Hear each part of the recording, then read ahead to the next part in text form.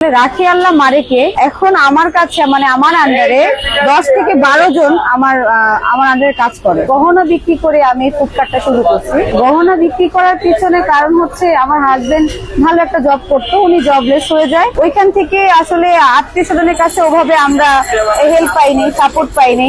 Family যতটুকু support দিলেও টাকার দিক থেকে কেউ আমাদের সাহায্য করে নাই।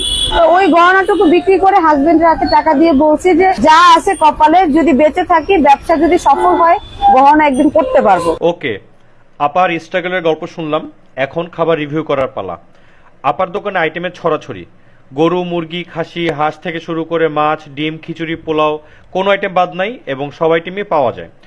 আমরা নিয়েছিলাম এই দোকানের সবচেয়ে ভাইরাল আইটেম ভুনা খিচুড়ি আর হান্ডি হাঁস, সাথে নিয়েছিলাম বিফ হান্ডি, খাসির কোরমা আর ইলিশ মাছের ভর্তা। খিচুড়ির সাথে বাদাম ভর্তা, রসুন মরিচ ভর্তা আর ধনেপাতা ভর্তা ফ্রি পেলাম। যে কোনো আইটেম খিচুড়ি কিনলেই ভর্তাগুলো ফ্রি দিবে। আর ভর্তাগুলো এত মজা, আমি প্রথম প্লেট খিচুড়ি শুধু ভর্তা দিয়ে খেয়ে শেষ করে ফেলছি। ইলিশ মাছের ভর্তাটা এডিশনাল নিয়েছিলাম। ভর্তাটা আমার কাছে একটু ড্রাই লেগেছে, আসলে এখন তো ইলিশ মাছের সিজন না, হয়তোবা এর জন্য একটু ড্রাই লেগেছে, বাট চলে, খারাপ না। এবার ট্রাই করব হচ্ছে বিফ হান্ডি। এই দোকানের অন্যতম বেস্ট সেলিং আইটেম হচ্ছে এটা, যেটাতে 5 থেকে 6 পিস মিডিয়াম সাইজের মাংস পাবেন আর হান্ডি বিফের মাস্ট আইটেম রসুন পাবেন। হান্ডি বিফটা খিচুড়ি দিয়ে খেতে অনেক মজা। ও একটা কথা মেনশন করতে ভুলে গেছি, এখানকার খিচুড়িটা হচ্ছে আসল হিডেন জেম। খুব ঝরঝরা, হালকা মশলা, চিকন, ছোট ছোট দানার পোলার চালের খিচুড়ি। এটা শুধু শুধু খিচুড়ি এক প্লেট পেটে চালান করে দিতে পারবেন, কোনো প্রবলেম হবে না। এবার টেস্ট করব সেই ভাইরাল হান্ডি হাঁস আর খিচুড়ি। এই আইটেমটা দেশি হাঁস দিয়ে করা হয়, খুব সুন্দর একটা লালচে কালারের ঝোল, সাথে পেলাম 3 পিস হাঁসের মাংস।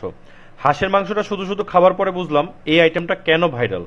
একদমই ডিফারেন্ট একটা টেস্ট, ঝাঁঝালো, মশলাদার, সফট একটা হাঁস।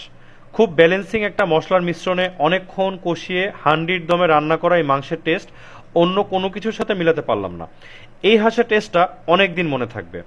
এবং আজকের সর্বশেষ আইটেম খাসির কোরমা। যারা খাসির মাংস পছন্দ করেন তাদের এই আইটেমটা অবশ্যই ভালো লাগবে। বেশ বড় সাইজের 1 পিস খাসির মাংস পেলাম এবং মাংসের গায়ে গায়ে মেখে থাকা খুব ভারী একটা মশলার কোটিং ছিল।